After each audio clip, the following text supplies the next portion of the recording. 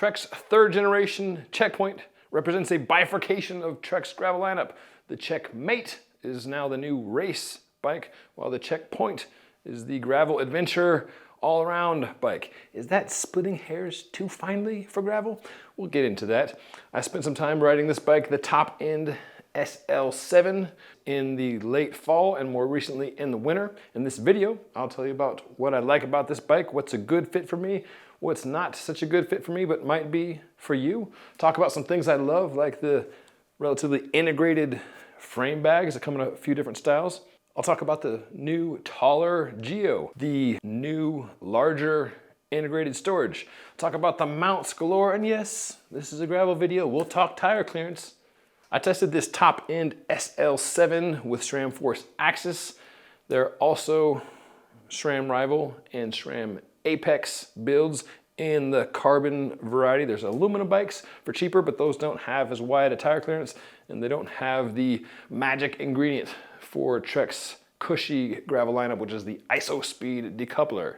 I'll talk about ride feel and my opinions on some of these parts as we go through, so take a second, hit that subscribe button, sit back, relax, and enjoy the ride on the new Trek Checkpoint Generation 3.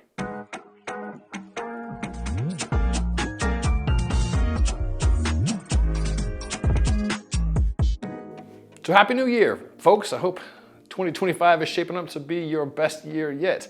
I celebrated New Year's Day in my silly tradition of the Bizcochito ride, wherein I rode 100 miles, bribing others to do so with some New Mexican Christmas cookies. I put some bar mitts on a tarmac. Looks ridiculous, but you know, it's as warm as silly looking. So I was also happy to kick off the new year with a new sponsor, Saris, which provided the MHS1 rack that I used to load up said tarmac with the bar mitts and stuff some cookies and coffee maker into my car to kick off the ride here in Boulder, Colorado. In 2025, I'm looking to rehab my shoulder and get back out there and do a lot more gravel foolishness. Speaking of gravel foolishness, is splitting gravel race and gravel adventure into two separate things a bridge too far? I'm gonna do a separate video on that, but for the Cliff Notes purposes of this video, what's the difference in the two? Well, gravel race, longer, lower geo, and often some aero concerns, whereas adventure gravel, all-around gravel, there's not really much consideration given for aerodynamics, although, you know, these wheels, you could argue, are a little bit faster in a wind tunnel than a box section rim. But with an adventure slash all-around gravel bike, you're looking for more tire clearance and more storage, and typically a more upright, more comfortable, perhaps even wider, more stable setup. So that's the route that Trek has gone with here. Interestingly, Trek has also merged its aero road race bike and its lightweight climbing bike into one. So it's doing this, right? As with many trends. Who knows what the gravel landscape will look like years down the line, but for 2025, we're seeing other brands doing a similar thing. Specialized has the Crux bike.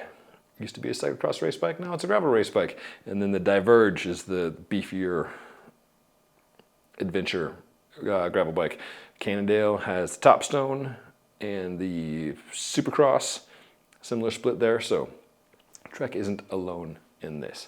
For geometry, the initial Trek Checkpoint, especially last year, got pretty long and low. Now we've brought it back, shorter reach, taller stack, and shorter stem. So for instance, this medium large, which is, you know, effectively a 56 centimeter, has an 80 mil stem, whereas the Trek Checkmate, another bike I need to bring back after I get this video done, that has a 100. So it's not the frame reach necessarily that's a huge variance, but the total fit is a bit shorter.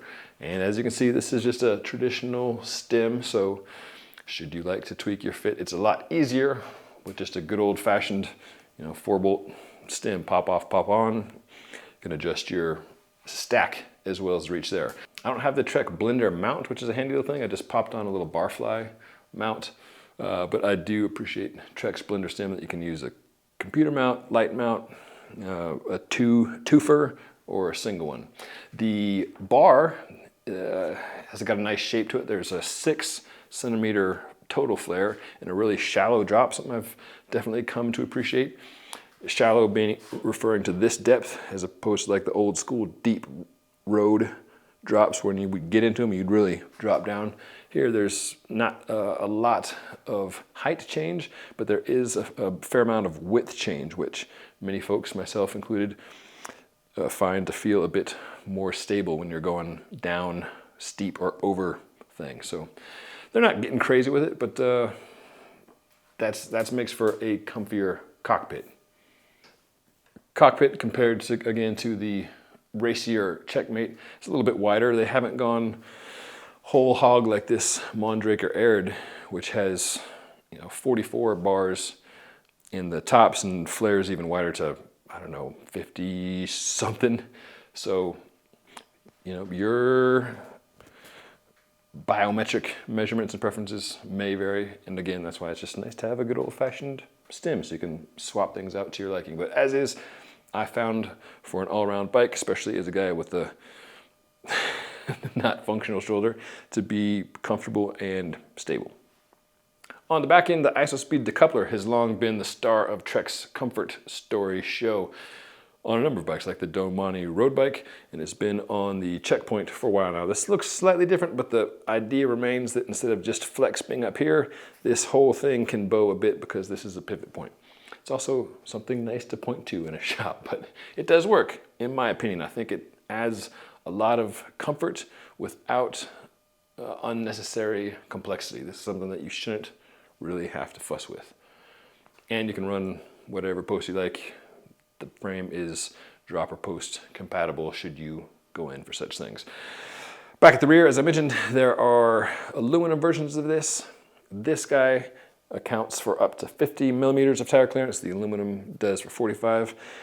You just can't manipulate metal quite as much as you can carbon. So, of course, you can have an aluminum bike with 50 mil clearance, but that's just something to note. If you're looking to save money, you're going to miss out on the IsoSpeed decoupler, and you're going to have less tire clearance. Speaking of cushy things like tires and IsoSpeed, frame is suspension corrected, meaning you can put on a suspension fork, a gravel suspension fork for 40-ish mil travel if you like, because this is closer to that 440 mil. Some other gravel frames that aren't set up for a suspension fork will have less clearance. So yes, you can put a fork on anything, but if the frame isn't built for it, you're going to tip the bike back and change the geometry. So just a point of note, this frame can handle it. The internal storage, something all the gravel kids are doing for the all-around bikes. This guy is one of the better ones I've tried just because the hole is bigger. Simple latch keeps things pretty snug. Doesn't work with all bottle cages. So like this, these are the Sweet Silka Securo, and there's not quite enough clearance there, so I found it would sort of push this thing open while riding. It's not like the thing fell out, but if I was going to have this bike, I would use a different cage. So just a tiny thing to be aware of. But on the whole, this is a good, secure, solid system. And this design, Trek pulled over from its Slash mountain bike, and it has a bigger hole. Still, you have to wrestle with stuff. So I've got the sleeve in here with a tube. See what I mean? You got an inner tube, lever, CO2 breaker. So not a ton of stuff, right? Just the bare minimum. And it's still not super easy to access, but compared to other systems, looking at you, Mondraker over there, or the Harrow back there, this has a bigger hole. Bigger is better in this instance. The reason why Trek and others don't have this on a race bike is because this process just takes a minute. And so if you're racing, you probably just want to grab something off of there or out of your pockets, or maybe a smaller frame bag. Speaking of frame bags, let me sing the praises, if I can get this back on. Let me sing the praises of this frame bag. It is attached, as you can see, no No Velcro here. There is a Velcro strap back here. I don't know why they did it that way, because the rest of the attachment points, I should have unscrewed this before I started the video. The rest of the attachment points come via, wait for it, these little guys. Screws with a big knob on there that makes it tool free. So you can pop this off and on after you take off a few bolts. Visually, this is cleaner, yes, which is a pro. I also really like this style system because there's no Velcro to grab at the inside of your shorts. So, good job, Check. Check did not invent this design for sure. You know, we saw smaller builders, you know, adding rivets back in the day for this, but Check's done it pretty well, and it has a few frame size specific bag options. There's this one, and there's also a triangular bag. So I also like that there's a huge amount of space without too many unnecessary dividers, because I like often just cramming like a winter jacket or something large in here. There's, you know, on this side some wee organizational pockets for your small bits, like if you want to stick a credit card or whatever in there. But mostly it's just a big space, and there's a bit of stiffness to it, so it just keeps it in line with the frame and not rubbing your legs. So not that you would necessarily buy a gravel bike just for the frame, but this is a plus in my mind. So it's well done, Trek. Canyon has also got a super slick design you may have seen on the Grail, and that bad boy is magnetic. It just snaps into place, and then you pull a little release latch inside to pull the thing off. So this obviously does not go on or off nearly as quickly as that, but it's close, it's getting there. Mounts. You've got all kinds of bolt-ons if you want to run water bottle cages or strap on your sleeping bag or whatever it is up here. You can put on fenders, same at the back. Pannier mounts, fender mounts, and small but well done details. The little grommets stay in place. I'm looking at this Mondraker Arid here, and a couple have already popped off while riding. Who knows where they went? So while you don't have to use these things, I think it looks nicer when you're not seeing them. Small detail. How many of you are going bike packing? How many of you are using all the things?